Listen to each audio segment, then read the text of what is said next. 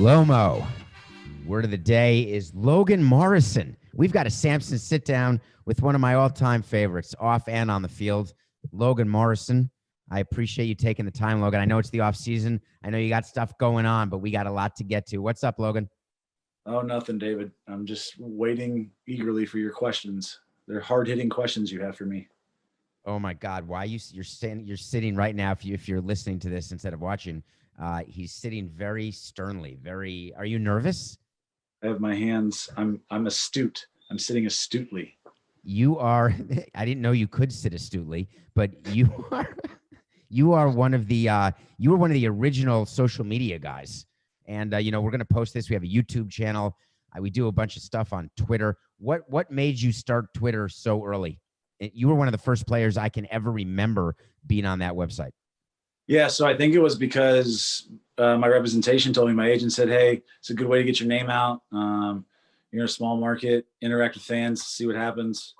Keep it PC. I probably didn't listen to that part, but everything else, yeah. And then I think somebody actually sent me something that I was on some list as like most marketable athlete, which is saying something because I was playing for the Florida Marlins and baseball at that, and I really wasn't that good. So, well, when we drafted you, we thought you'd be the greatest of all time, by the way. And you're damn good. You had major league at bats in 2020, and you were drafted in 05.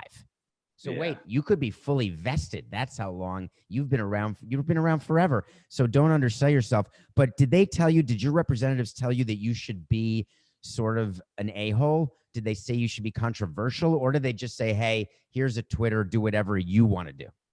Yeah, just be you. And so that's what I did. What's cool is that, people want to say like it was like a negative thing on me or my career, but it really wasn't. Like, you guys didn't send me down for that. You sent me down for not going to a charity event. It was like, but everybody thought I got sent down because of Twitter. But I'm sure it was a combination. But like it also like helped me raise a lot of money for charity and things like that, which I would normally not have the chance to do, and kind of give me that platform. Can we get back to that? Because we're not going to let our listeners and viewers not have us dive into that. You think when we sent you down that we were punishing you for not going to a charity event? I threatened you to send you down because of your Twitter. Of course, that would be against the collective bargaining agreement. And I told you that no one would give a crap about you if you weren't a good player, but only a good twatter. And but you think that you actually, when you were sent down, that it was charity event related, that you didn't show up to something? Or do you think there's a chance your performance had something to do with it? I know that my performance had nothing to do with it because I was sent down hitting 3, got called up hitting 3, 10 days in between. I hit 150 in AAA those 10 days. So I know my performance had nothing to do with it. So 10 days, why would we send you down for 10 days? Oh yeah, that's the rule. You can't bring a guy back for 10 days. So how quickly did you know that we were manipulating service time of other players? Is that how you became involved in your union? Because we're going to talk quite a bit about that, because I'm fascinated to talk to you, because our audience will love this, having two different understandings of the same situation in labor. But how quickly did you know as a young player that management, like me, would manipulate service time of players in order to get more years of control and to save money? Yeah, no, I mean, I think that was the reason I got called up when I got called up. I think there's a lot that has that's the reason that everybody gets called up when they get called up. So I think, right from there, you always have like the older guys telling you too. And then like being with the Marlins, they don't exactly have the best track record or cases with grievances. So you always got a little more insight with that, being with the Marlins. Well, Logan, I'm not saying that you guys lost grievances. I'm saying that you got a lot of grievances filed against you. Okay. Yeah. Thank you for clarifying that, because we did not lose grievances. We actually won grievances, but we got grieved a lot because we would go to the letter of the CBA, because our view was we are going to enforce every provision of the CBA that is in our favor, because we sure as hell know that you, the player, are going to enforce every provision of the CBA that's in your favor. And I don't blame you for doing what you do. Why do you blame me for doing what I do? I don't blame you. You're businessman. That's what you do, But here's the thing. When it's a collective effort, there's some rules that might be infringed upon. And when there's a monopoly, there also might be some more rules that are infringed upon, and the player really has no recourse. So that's the issue. Is yeah, like I'm not saying there's collusion or anything going on like that, but you have all the like-minded free front offices, and so when you have everybody thinking like that and trying to save every penny you can, free agents become non-existent because you don't care about winning anymore, and that ruins the game. So that's where you have to find the counterbalance. And I will say the Marlins under Jeffrey Loria, he wanted to win. At least he wanted to win. These guys now don't care. He was obsessed with winning, but we definitely had money problems. He was obsessed. I told a story about you and Coca. This is off what we talked about pre-show, but we have Logan on the show, and I want to mention it. The Marlins, and I talked about this, Logan, we had number 5 retired because the first president in Marlins history was a guy named Carl Barger, who actually died before the Marlins ever played a game. And I became the 3rd team president in the history of the franchise after Dave Dombrowski and before Derek Jeter. And you went to Jeffrey, and I want to ask you this. Did you know as a player that you could go over my head to Jeffrey because he was so much more sympathetic to players than I was? Like, did you guys talk about that? No, I just know I wanted to wear 5, and I know that we had a conversation about it because he would talk to me, previous years, and we had a conversation about when we changed franchises, we're no longer the Florida Marlins, we are now the Miami Marlins, and 5 will be available. And I was like, oh, that's awesome. I would love to have that number. So then when we're going into the new season or the new stadium, I'm sure I talked to you about it, but you probably just him-hawed it and threw it away. So I was like, all right, so I'm gonna go to Jeffrey and see what he says. And then boom, I got it done, So I only take offense to one thing. I never hem-hawed stuff you'd come to me with. I always would tell you, you act as though, and don't let people misunderstand this, I never did stuff behind your back. I told you exactly what I was going to do. So hem-hawing to me means that, oh, keep talking. I'm just going to do whatever I want, and you're never going to hear from me again. That's not how I was a president, Logan. Yeah, no, I would say that more like you had more important things to do probably at the time opening up a new stadium. And so that was probably a back burner issue for you. But I don't know. I really don't know. I didn't feel it was right to take a retired number and unretire it. I didn't. And what Jeffrey came to us, and he came to me and to Larry Beinfest, the president of baseball ops at the time, and we told him we would not do it. And he said, I'm doing it for Logan. He was unbelievably fond of you. And you know that. I mean, you had a relationship with him that was, he tried to have a relationship with many of his players. We stopped him from doing many of the things he wanted to do, but both on and off the field. But he was able to do some of the things that he wanted to do by calling owner's prerogative. And that number 5 was one of them, by the way. And I don't regret it because I loved you and I still love you. To me, if you do that, then every number that gets retired or everything that's franchise history is all of a sudden in jeopardy. And we're seeing it now with Jeter. Everything that Jeffrey did, everything is gone now.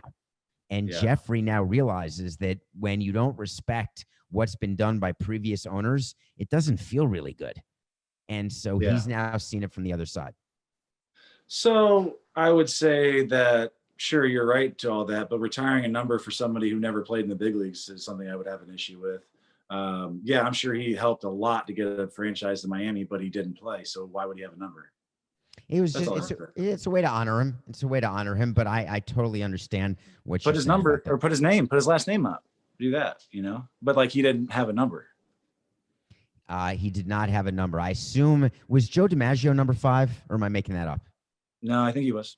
So maybe, I think his favorite player may have been Joe DiMaggio, but I, of course, could be making that up. So you got pretty involved over the years. You learned a lot with the Marlins. There's no doubt. You and I spoke about labor issues. We spoke about on-field and off-field stuff all the time while we were traveling, while we were on the road, at home, whatever. Tell me, during COVID, you and I had a text exchange and quite a few text exchanges, and I want to inform our audience. How pissed were you as a player with what was going on with Rob and with Tony? Or were you aware of why each side was taking the position that they were taking? Yeah. So this goes back to like the monopoly thing. It's like Rob doesn't have any checks, right? So Rob can basically do whatever he wants, say whatever he wants. But the problem is Rob stuck his foot in his mouth and said something to the effect of, well, we were only going to play 60 games from the beginning or something like that. So therefore, he was literally negotiating in bad faith. That is against the rules. That is, in turn, breaking the law and of the CBA or whatever. And we probably should. We definitely have legal recourse. I don't know if we will use the legal recourse, but we should. So let's go back to that, though, because you said something that contradicted, Logan. You can't. Rob does have a check on him, and the check on him is the collective bargaining agreement that is negotiated with you, the players. He can't violate the collective bargaining agreement, and he can't. He's never done that before. If he violates any provision in it, you have the right as a union, as every union does, to grieve that within the construct of the collective bargaining agreement. So for me, it's one thing to talk about, but if you guys believe as players that he was always going to be at 60 games, you should file a grievance. And frankly, I said it on Nothing Personal. I think you will file a grievance, because then you will use that grievance as a chip that you can settle as part of a full collective bargaining agreement. Do you get told about that as a player? All the grievances that get settled each time a new CBA is negotiated? No, well, a lot of the grievances that are filed are on a personal player's behalf, and that's like, you don't get told about those. But you're talking like grievance that the like MLB or a team, like what? So when a team violates, yeah. So service time or any sort of grievance that comes up, there's a list of grievances. So in 2019, they number them according to the year and the number and the order in which they're filed. So let's say if you filed a grievance against us in 2008, it would be titled 08-1 if you were the first grievance by the union. Players don't file grievances against teams. The union files a grievance against owners, and it can be on behalf of an individual player or on behalf of a different issue. But I think that you guys will file a grievance, but as part of negotiating and settling and trading off positions when you're doing a collective bargaining agreement, at the end, all these grievances get settled as part of the finishing of a CBA. So I think that a grievance that you would file would not actually ever go to the arbitrators. They never do. Yeah, I don't think you'd get Rob on the stand to have to testify whether he was going to be at 60 or not the entire time. But I think what they're saying is, and what the union is saying is like, oh, these books, let's see these books. You guys are taking such a heavy loss. You can't pay anybody. You're crying poor. Well, let's show us. And then they never show us. And I guess they're saying, the lawyers or whatever, the union are saying like, listen, like we can, if this goes to court, we might be able to see their books, or we can see their books this way. And so like, that's another thing that like would work in our favor. Why do you want to see books? Why are players so interested in seeing the owner's books? Well, I think it's just to prove them liars. Liars meaning that they could have higher payrolls? Liars meaning still saying that they can't afford things, or they're broke. They lose money operationally, and we all know that's not true. But they write themselves a $25 million check at the end of the year to show that they have a loss. So where did your I mean, this is not personal, so let's just take another example. Let's take where we are right now at CBS. By the way, news today or last week or whenever this show comes out. So I just totally blew the evergreen status of this interview, which I think is coming out. I don't know when, but soon. Now, maybe tomorrow. There are a lot of layoffs at ESPN. And do you think the people who get laid off would say, hey, let me see your books because you could have afforded to keep me? That's not fair what you're doing. Do you think that that's a reasonable position for an employee to take who gets laid off? But you're talking about somebody that's getting laid off or fired. We're talking about a union versus a ownership group. Let's talk about American Airlines and the pilots then. Let's talk about pilots who want more money. And when they're negotiating, American Airlines says, listen, we cannot pay you what you're asking for because we simply will not survive. We will not make any money. Do you have the right as a pilot to see the books to prove that? You have the right to ask. I don't think you'd have the right to see them. But that's not about, what do you, come on, man. It's about leverage. And if we have leverage to see the books, then we'll see the books. The pilots don't have leverage. If all the pilots said, hey, listen, we don't need money. We're done. Let us see your books. Then they'd be like, okay, here's our books, or something to that effect, because they have nobody to fly their planes. I don't know. I just never understood why the union leaders thought that owners would give in any way to giving up books, because it's not your business. And I don't mean you, Logan. I mean, it's Sure. never an employee's business to know what an employer is doing in terms of profit loss, or it's totally up to the employer to decide if he wants to, or she or they, if they want to support their family or buy a Picasso or buy a yacht from the profit of their business, or if they want to take all the money and give it back to employees as part of a stock ownership plan. It's always the employer's right for that. Yeah. Okay. Right? So Sure. why would players choose the books? I think you guys should be doing something different. And I've been talking to you guys. It's about PR. It's always about PR. It's There always you about go. PR. That's what do you I mean? love that. So It's always about PR for you guys, right? and the owners. You saw exactly what happened when Rob stuck his foot in his mouth. Everybody PR wise started jumping on the owners, saying they're literally holding them out. They won't let them play. Let them play. Like when Mike Trout tweets, "Hey, tell us when and where." Guess what happened? Rob flies to Arizona to meet with Tony to fake negotiate again, to show PR like, "Hey, we're trying to get something done, but these players are being unreasonable." No, we're not. We just want what we want to get paid for our games. That's it. Not take a 30% cut. So did you have meetings as a team? Were you being met by the union or the Brewers? You were with the Brewers at this time during the COVID break, right? Mm-hmm. Yep. So were you guys having team meetings, or were you getting memos or emails from the union and not having smaller meetings? Emails from the union. And teams would go. Teams did have, I don't know if the Brewers did, but teams did have individual smaller meetings. Were you ever a union rep? No, I was a backup. John Buck got me like a alternate backup thing. Yeah. Did you like it? Because most times players do not like that job of being the union rep. It's a pain in the ass. Yeah, no, it is, but it's a necessary job. Did I like it? I didn't really have to do much as an alternate because we had Steve Cishek and he usually just handled everything, you know? Steve liked doing that. Yeah, he's just, yeah, he's very organized and he likes to, I think he wants, the players to be informed and make the best decisions they can for them and their families. Did you have a hard time staying in shape during the COVID break? Because you're always in good shape. I mean, what did anything change for you? Did you treat it like a regular off season? Yeah, pretty much. I took it to you just control what you can control. And then I could only really work out at my house. So I was working out of my house. We had rented a house out in Arizona and fortunate enough to be able to afford that kind of stuff, and had somebody come to my house and help me out and train me, and then would go up trails, hiking, doing all that stuff. Did you go up Camelback? Oh yeah. A bunch of times. Echo.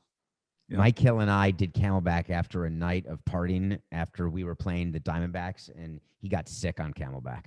Yeah. You went Chala Trail. We went full on. We were training for a race, and it was just silly of us. We were dehydrated. It turned out to be a few miles from the Ritz where we all stayed. Oh, yeah. And it did not go well. So let me ask you about this upcoming season.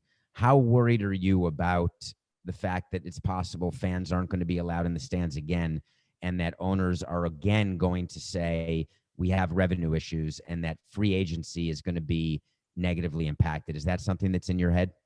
I'm not worried about it. I know it's going to happen. I mean, yeah, it's not in my head because I know the reality of the situation. Listen, you're a businessman. You're going to use every advantage you can. You're going to use everything in your power to save money, just like we're going to use everything in our power to try to get money. This is the issue. Baseball it's ruining baseball. These arguing about money. In the NBA, they get on the same page really quick. Yeah, because they have a cap. They split it. So they want to do what's best for the sport. Whereas owners want to save money and players want to get money, right? So I would say that from my side is we just want what's coming to us. We have usually a $10 billion year revenue. And they say that we have 48% of the money. That's BS. We have way less than that. And a cap would actually help us in a lot of ways. But I understand the unions not wanting to do that. They have a pride thing with being the only sport left to not have it. Can we talk about that, Logan? Because sure. Why is that? And I never understood it. You're exactly right. Don Fear and then Gene Orz and then Mike Weiner and now even today's union, they take some pride in saying we have no cap But the truth is, when you agreed to the debt service rule, when you agreed to the luxury tax thresholds that are in the CBA, you created a cap. It's a cap. I've told Bob Meyer this 100 times.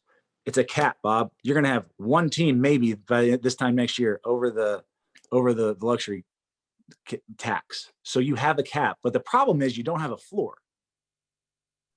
So now literally teams tanking, they don't have to spend money on anything. And you have a lot of good players in AAA, like a lot of really good big league players in AAA, and fans aren't seeing the best product they can. Bob Meyer works for the union, by the way, in case people don't know that name. He was brought in to be sort of the Grim Reaper to work with Tony Clark. He has much more experience, much more legal experience, much more union experience. You're talking about player teams not spending. What do you make of the Rays then? Do you root against the Rays as a player because you want them to be honest here, Logan? Because I root against the Rays, and I'll tell you why after. Okay. I still know the coaches on there, so I like those guys. What they do and how they do it is not good for player salary, no doubt about it. Because then every other team thinks that they can do it, which in reality they can't, but they think they can. Why do you think they can't? What do the Rays have that I never had? Because I've never been able to understand it. Were they just have smarter guys around them? Were they unemotional about keeping players too late or trading them too early? I don't know, because I root against the Rays because it makes me look bad. When I was an executive, I wanted them to lose because how do you answer to your owner? The Cleveland Indians owner, Paul Dolan, called up his GM Antonetti and said, Brad Hand for $10 million? Forget it.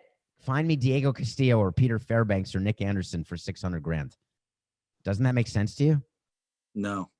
Tell me why. Because Brad Hand's really freaking good. I know Brad Hand. We had Brad Hand, of course, but but you traded him, so you don't really know how good he was. Hold on. Is there any executive? You didn't even try to put him in the pen before you traded him. You just traded him. We did. He was a swing guy for us. A long guy, not a one-inning guy with a nasty slider that nobody can touch. Correct. Yeah. By the way, just like Andrew Miller. Great job. Andrew Miller, terrible. You know what it is? It's not just drafting the talent, it's developing the talent with your coaches, keeping the players on the field with your trainers. If you really want to know why you couldn't win, that would be the first two I would start with. Wow, I think we're getting into something here because your facial color has turned. Are you saying we had bad trainers and bad coaches and bad development people? We may have, but no, you had really good ones and then you got rid of them all. We did? Yeah. We fired development people? The trainers, you might not have had good ones, but the development people, I don't know if you fired them, you just didn't retain them or bring them back. Did you always blame me for that? No. Is it possible I haven't heard of everybody you're talking about as the president of the team? I'm 100%. Not going to lie to you. It's 100% possible. Yeah, 100%. Yeah. But like there's a lot of guys that coach for you that are in the big leagues, other places, just like a lot of players, but they were in the minor leagues and they never got shot with the Marlins, or they were in the big leagues for a short time and then now they're carried on with another big league. Doesn't every team though? I feel like you always look, not you, Logan, but people always look at the Marlins and say, hey, look at all their players who are everywhere else. Brad Hand, Andrew Miller. Isn't it possible? Why can't you say that? What about David Ortiz left the Twins for the Red Sox? I mean, aren't there always players who aren't good for one team and end up being good for another team? Yeah, it's the same thing with the Rays. But like coaches, I would think that like that's a little different. They can go, they can go from team to team and things like that. Or if they're moving up and there's not a manager spot for them, sure. But like, yeah, the Marlins, like when I was there, we had really good coaches in the minor leagues. We had really good players. And then we get to the big leagues. We tried to like take those coaches a little bit with us, and then nothing would work out in the big leagues because there like no continuity, no longevity. That's the whole thing. Like with the Rays, like with Jeffrey, like he was emotional. He wanted to win. So things would happen that would take us off the track. But like with the Rays, there's no emotion in it. And they have their player development people. They know they're good at it. They know they're good at analyzing the talent. And so then they just continue to promote these guys. Did you recognize that as a player? Like how long has Kevin Cash been the manager with the Rays, right? The hitting coach has been there for 3-4 years now. You know, the pitching coach has been there for a while. He was in AAA before that. So like there's continuity there. Everybody speaks the same language. Everybody's on the same page from front office down. And when you have that, I think there's a lot more time for success. Also, look at the Rays. Like they've been really good until this year at being mediocre, right? Like we were really good at being mediocre. we'd be 500 all the time or just above 500. Look at the record. They've won the most or second, third most, whatever. I don't know what it is for the last 10 years, whatever. They win a lot of games, but they don't ever win a World Series or a division until, this year.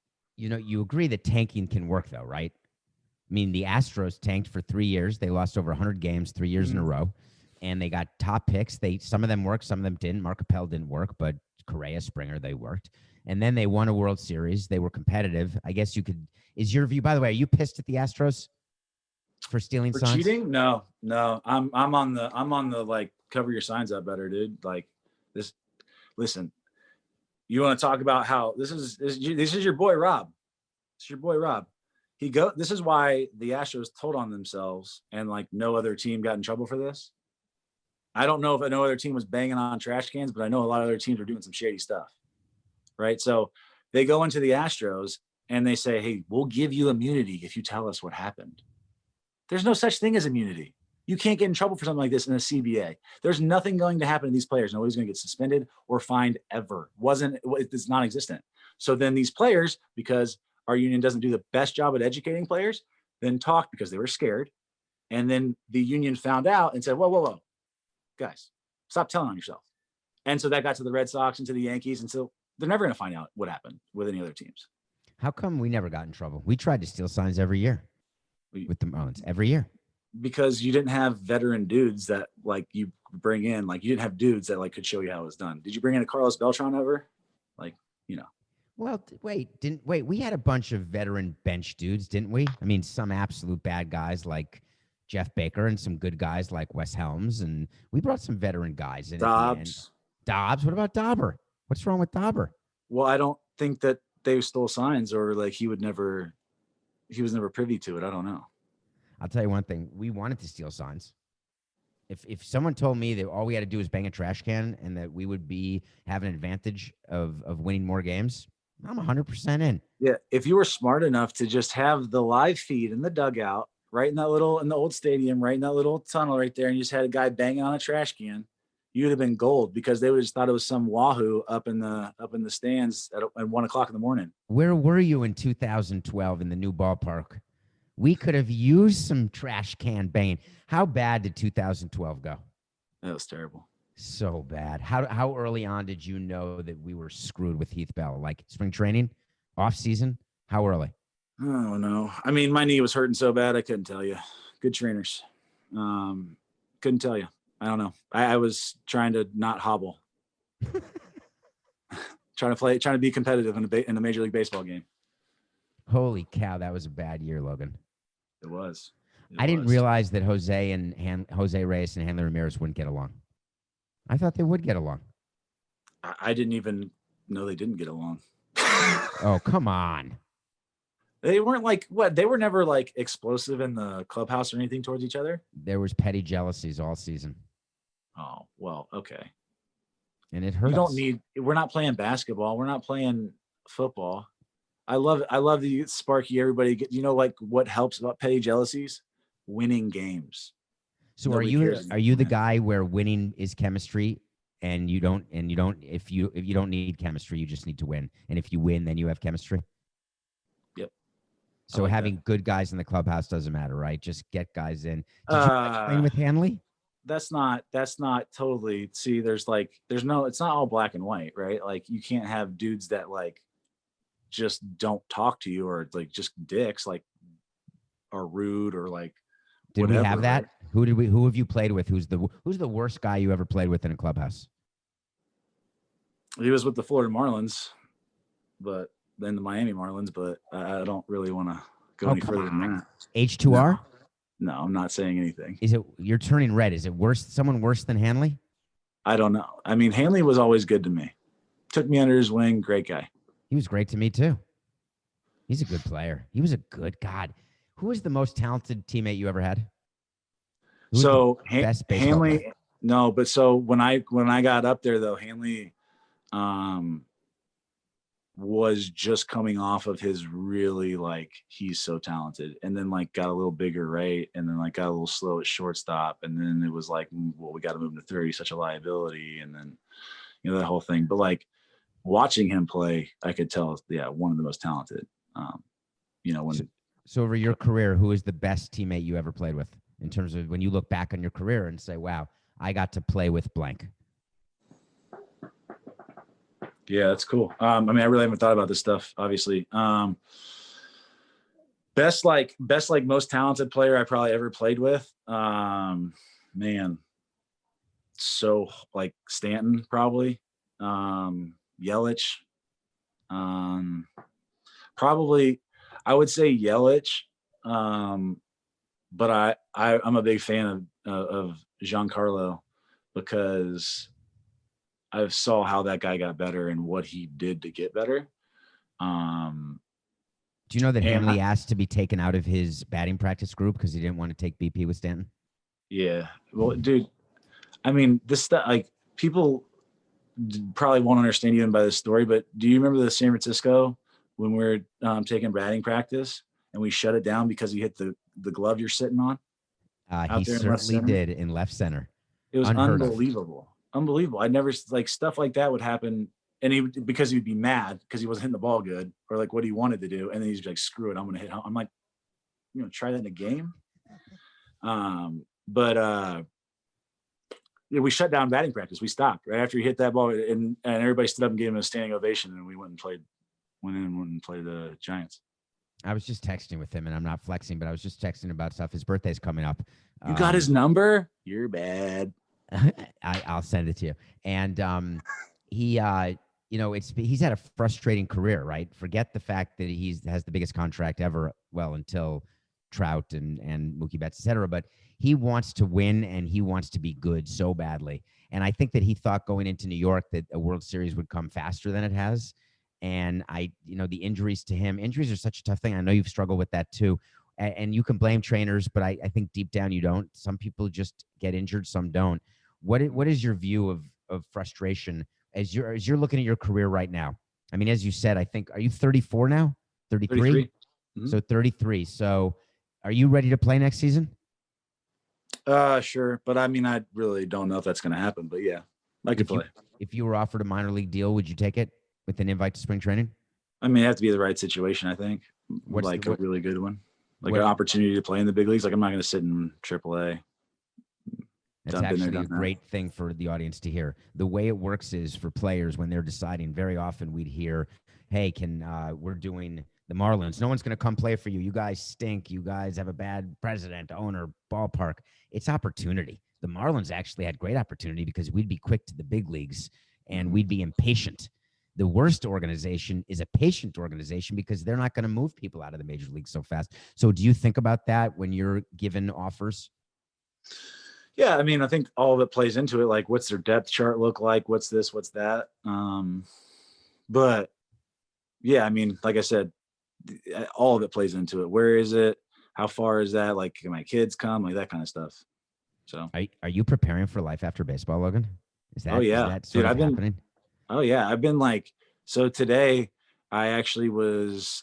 We just bought a house, but I'm like, taking out the baseboards. I'm learning how to put the flooring in. I'm learning how to like do all this stuff so I can do it myself. And like, shoot, I'll build a house maybe one day. That'd be cool. I don't know. So you have to work. I'm asking you this for a question. Do you have to work again in your life? No. Okay. I don't have to, but I want to do something. Okay. How many people have you played with over your long career? You are one of the top quarter of 1% of people who are in the big leagues. Forget the fact that just to get to the big leagues, you have to be the top quarter of the top 1%. But how many players, people think that all players in baseball are rich and never have to work again. And that's just not the case. Do you back me up on that? Yeah, 100%. You want to hear a great stat? 95% of Major League Baseball players, 95% of Major League Baseball players aren't millionaires. Are not. I hope people are listening to that. So and this number is only going to go up because of the trends. Again, teams don't want to compete, right? So you don't have to spend on middle-class players, free agents. So then you just call up the next guy who's making league minimum.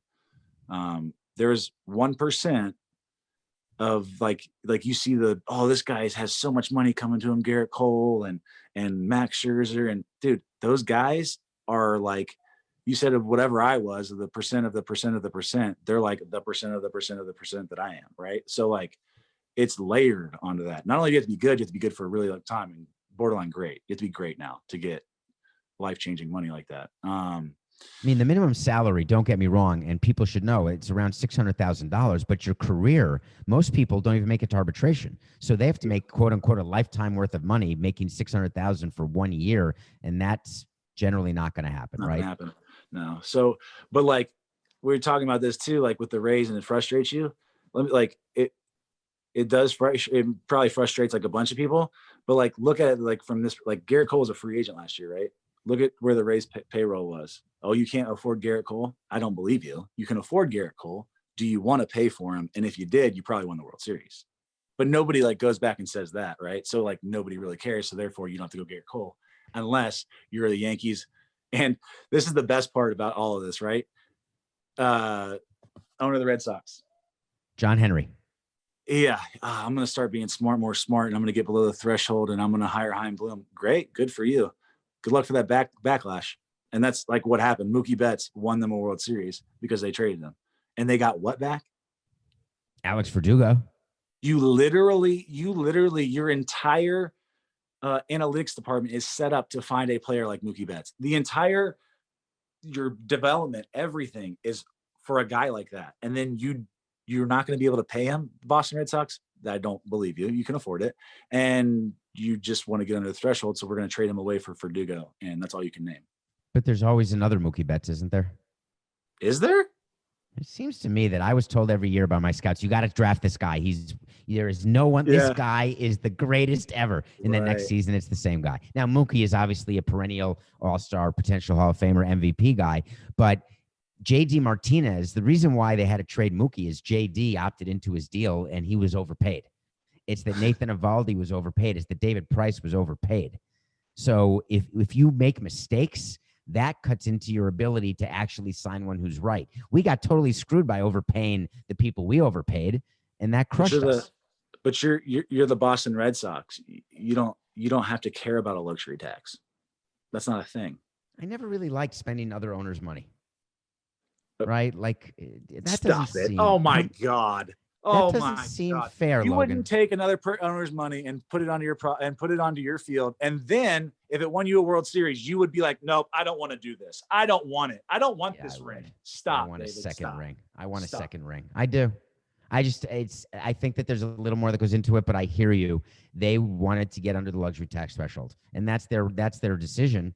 On the other hand, don't you look at that organization and saying, "Wow, they're super successful"? I defended it because they won 4 rings since 04. The Red Sox? Yeah. Yeah, no doubt. Again, the problem with this is that, like, from a player's perspective, it's like if you want to get under this threshold because you're getting tax pennies on the dollars and you don't want to win right now because you don't have a farm system, you don't have pitching, whatever, you still sign Mookie Betts back because he's going to be around for 10 more years and he's going to be really stinking good for 10 more years, but you didn't. So the consequences you're talking about, I get it, but live with them until those contracts expire and then go get your farm system while that's going on. You just sign that guy back. Do you want to be a coach? No. Do you want to be in the front office? Again, it has to be the right position. But are you willing as a young father, are you willing to travel? Like to be a hitting coordinator as an example? No, that's not front office. That's a coach. No, but that's in development. That's not a coach. That's a position in development. And then you would go to winter meetings and you do all this and you work your way, an assistant GM, a special assistant. I mean, you're good. You're smart enough, Logan. Don't automatically poo-poo that. I mean, you'd be terrific in a front office. I mean, maybe, but like, I don't know. Again, I have to be the right situation. I have to like the people I'm working with, all that kind of stuff. And so like, yeah. So what were we talking about before the I was talking about life after baseball for you and whether or not you're prepared for that, because your life, my life and your life, it's based on the calendar. It's based on the time of day.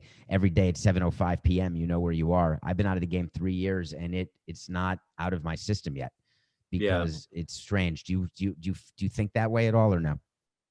Man, so I'm like so busy with 2 kids. Like, no, like they're like, so like I got a 19-month-old that does not stop moving. So on top of that, I have a 5-year-old who loves to like watch movies with me. And like, so like, I'm good. Like 7 o'clock doesn't come here or there. Like, I don't care. Like baseball's not a driver for me anymore. I love baseball, but like I could not miss it. I'll be fine without it, you know? I'll Was miss it like hard talking for to you going back after COVID and going? I mean, did dude. you? The COVID stuff was, yeah, that, and like it was more of like a just like a mental thing, dude. Like the walls are closing in, and like people telling you what to do in the club, like like the clubhouse is like a sanctuary, right? So then you got these MLB guys telling you can't do things you've done your entire career, and you don't even know their name, and like I just want to go watch film. No, you can't because it's the middle of the game and the Astros screwed that up. Okay, and then it's like, well, can I see if that's a ball or strike, or can I ask them? No, you can't even talk to the video guys. All right, sweet. And then it's like before the game, you're sitting at your locker and you want to drink some coffee, and the guy's telling you to put your mask on. It's like, I'm going to drink my coffee. How about you leave me alone? It's intense. It's intense, and I get like all the rules and the protocols be in place, but it wasn't fun. Would you have been pissed at Clevenger and Plesac for going out? They were the Indians pitchers who went out and then got demoted for going out, and then Clevenger got traded. As a teammate, as a father of two young kids, would you have been pissed at them? Pissed. I mean, I think in that situation, it'd be like a no harm, no foul thing for me. I would not be mad at them. They're my teammates. I wouldn't be pissed at them. I'd be maybe disappointed that they would be like selfish and put themselves in that situation. At the same time, you I don't know how the NBA guys do. You got to have a life, man. Like you got to do something outside. So like, dude, I would go outside and eat. There's no rules against that. I mean, I didn't go out with like any friends that I had like come over or whatever it was, but like I went and would eat with teammates. Like, yeah, you got to do something. Yeah, the NBA players actually came out public and said, listen, this was too much for us. Like the bubble life, it sounds, everyone's excited to go to Disney World, but let me tell you, it was mentally taxing. And the NBA is having that issue now. They do not want to go back into a bubble at all to start a season. And they're like, oh, bubble, like when we're talking like bubble, you can't bubble a baseball. It's too hard. There's too many teams. There's too many moving parts. There's not enough fields. Well, you lived in Arizona during COVID. Would you like to play a 1 p.m. game in Arizona on July 31st with no roof? Just out of curiosity. Sounds great. Sounds great. Sign me up for some pickle juice and whatever else I need to have to stay hydrated. Some you need SPF an IV. 100,000. You need an IV. All right, I want to close with the topic, one of the things that mattered to me, and we never got a lot of press for it because we're the Marlins, but we really tried to support the troops. And we were one of the only team to actually, instead of taking videos and sending videos to the troops of greetings like, hey, it's Logan Morrison with the Marlins, thank you for your service, we actually went overseas and visited troops. And I was lucky enough to go with you to Bahrain and to Qatar and to Landstuhl base in Frankfurt. And we spent 10 days together, every minute of every day. Literally. Tell us, first of all, did that trip, when I asked you to go on that trip, was it a definite yes without even knowing about it? 100%. Like I didn't need details. You're going to see troops for charity or do whatever. Like, yeah, okay, let's go. Like, and what is your memory of that trip right now? Being exhausted, being absolutely exhausted, and then somehow just like getting through it. We're doing like the LZ workout and like just the guy from Central Casting yelling at us and just being physically, mentally tired, getting on a plane and from like what was that car? Like it was a BMW that took you to the plane. And right to Plainside. We thought that they were taking us to take our kidneys out. We were in Qatar and we assumed that we were about to be kidnapped because we were on a bus taking us supposedly to the plane. And where we were going, there were no planes. There were no lights. They were just like, we thought people with guns. And then, of course, a plane appeared and we ended up not getting killed, which was a positive. But we went with Andre Dawson, Jeff Conine, John Buck. So cool. Did you meet John Buck in the airport the way I did after we had signed him? Yep. We signed him to a free agent deal. I had never met him. He never came in, which shows you that we overpaid him. He never interviewed. We never visited, didn't need to see anything. So of course, we overpaid him. That was a Levinson special. The Levinsons were his agents. They called Jeffrey and said, you give him 3 years. And he's a Marlin. Jeffrey said 3 years. I was like, Jeffrey, you can't give John Buck 3 years. Oh, no, he was an all-star for the Royals, I think. We got to do it. We need a catcher. The Blue Jays. So John Buck, I invite him to the troops trip because why not? And we met him in the airport at Dulles Airport on the way flying overseas to Kuwait was the first place we stopped.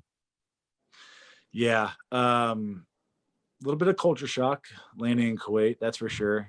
Toilets are on the ground, little holes in the, but like, I mean, I had so much fun. And I remember like, they're like, don't wear anything American, don't wear anything like soldiers on it, and blah, blah. When you get off the plane, it's going to be a lot of like, there's a lot of Muslim people waiting for their families to get off the planes. It's like a big thing that they do over here. It's like, all right, cool. And then when we're getting off, it was also called a prayer time.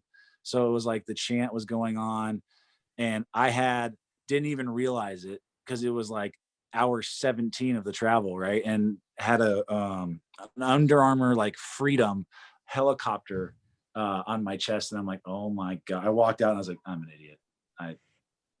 And yet Yeah, I walked out next to you because I was, talk about stereotype, right? I'm a 5'5", 120-pound Jewish guy. And I was like, I'm hanging out with, like, what am I doing? I'm going to be next to Logan because Conine's decently sized. Andre can't walk much anymore, but he's a big guy. I'm going to stick with Logan, and just in case something happens. But by the way, we were taken care of completely. We had Marlins Mermaids on that trip, who the troops love to see, and we did clinics, and that was a special trip. Thank you for doing that. I had a great time. Do you remember that hotel, the first hotel we stayed in? It got raided like a week later, and there was like assault rifles and people were get killed and stuff in Bahrain. Yeah. Where we left the hotel. We got in trouble, folks. We'll wrap up right now, but this is because you've given me so much of your time already. But we stayed at a hotel in Bahrain when we were doing all these events, and we were told you don't leave the hotel without security. That was what the MLB rule was and the Army rule was. But me, you, Conine, and a bunch of other people on the trip, Andre would never come with us, we snuck out of the hotel to go get shawarma. Yep. And we didn't realize we're taking pictures with the street signs, and we're Bin Laden Avenue. Bin Laden Avenue. We were like just ignorant to the whole situation. And then we leave, and a week later, that hotel got shut down. It got overtaken in like a with coup. Like army dudes with like ARs. Yeah. Ay. Logan, I love you, man. It's my honor to have worked with you. Thank you for doing this.